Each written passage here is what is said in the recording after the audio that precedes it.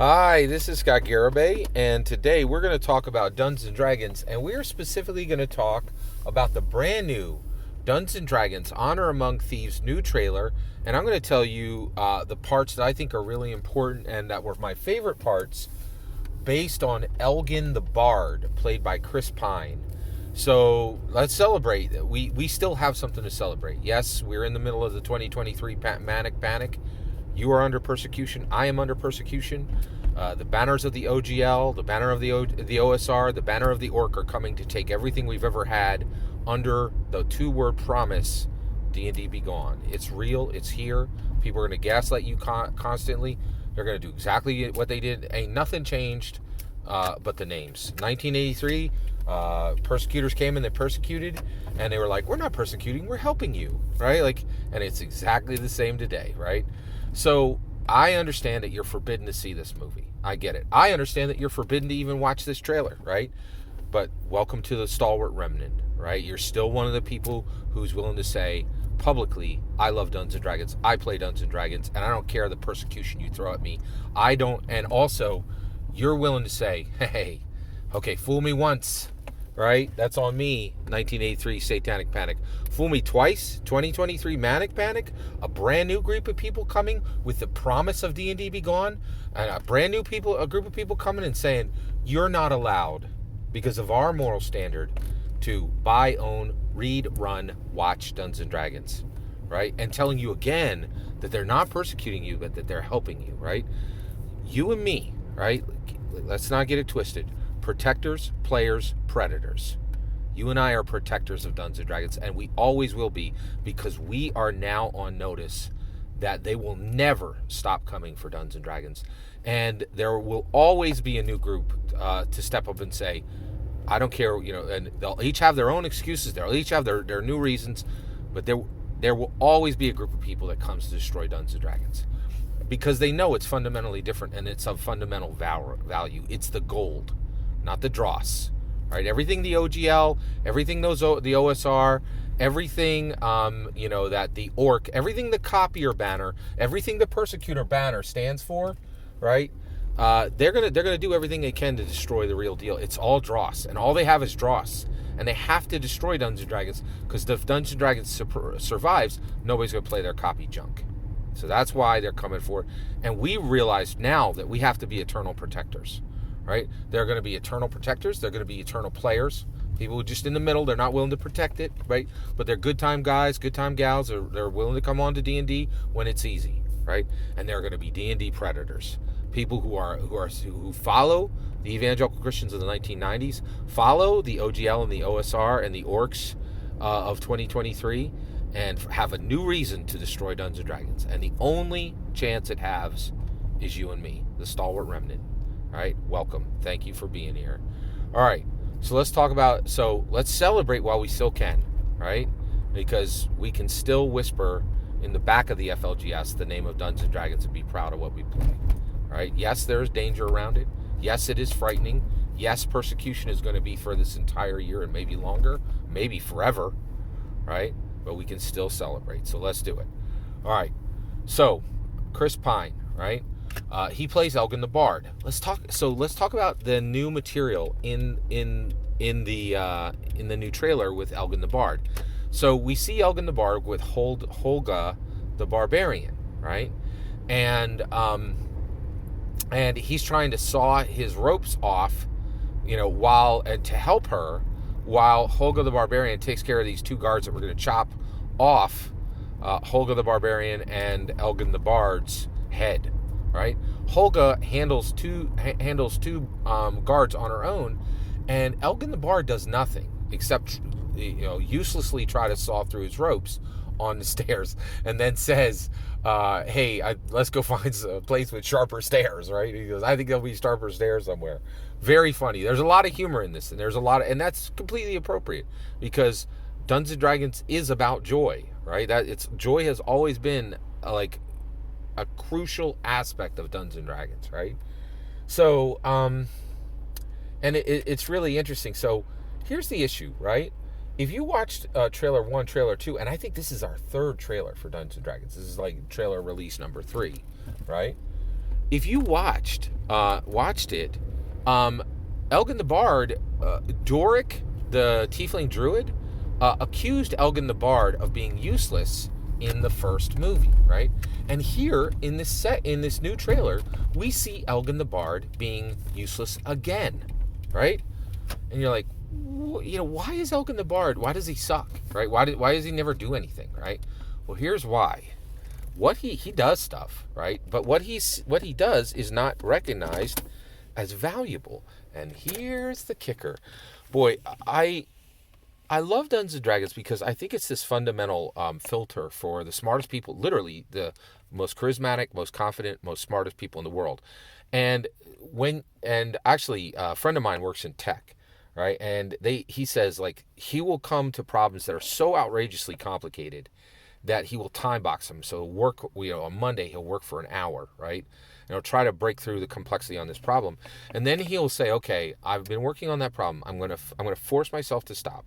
I'm not gonna power through anymore, and I'm gonna come back to this tomorrow, and I'm gonna work on other things. And during the day, during the 23 hours between on Monday and Tuesday, when he comes back to it, his brain is thinking, right? And it's subconsciously thinking, right? Because when I look at Elgin the Bard, I see prescience, right? And not prophecy, right? I'm an evangelical because I've seen prophecy, right? I've seen it in God's word, and I've actually went to a charismatic church and I actually saw I saw people like Christians literally prophesy, right? That's a whole. I'm not going to bother you with prophecy in the evangelical church today, right?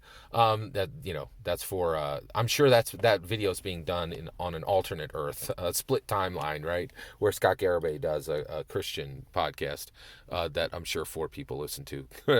All right, so here's the thing, right? It's really fascinating, right? I feel like Elgin the Bard is incredibly prescient.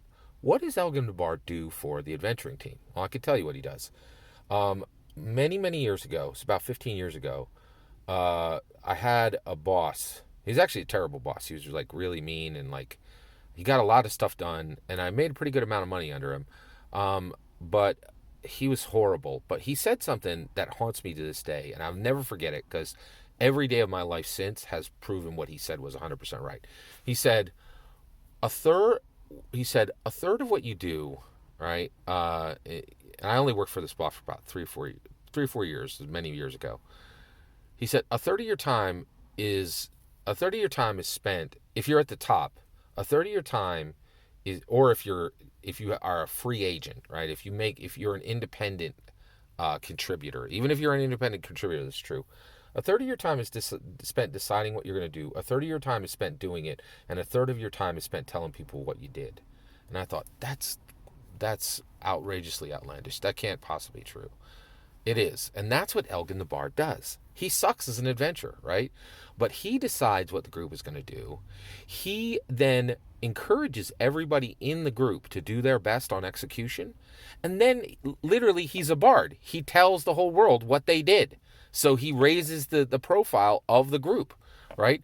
And right now, the people who are being othered in Hasbro are the C-level executives and the bean counters. And people are saying, you're not real people. And I go check out my Twitter feed. You will see people saying, oh, they're worse than useless,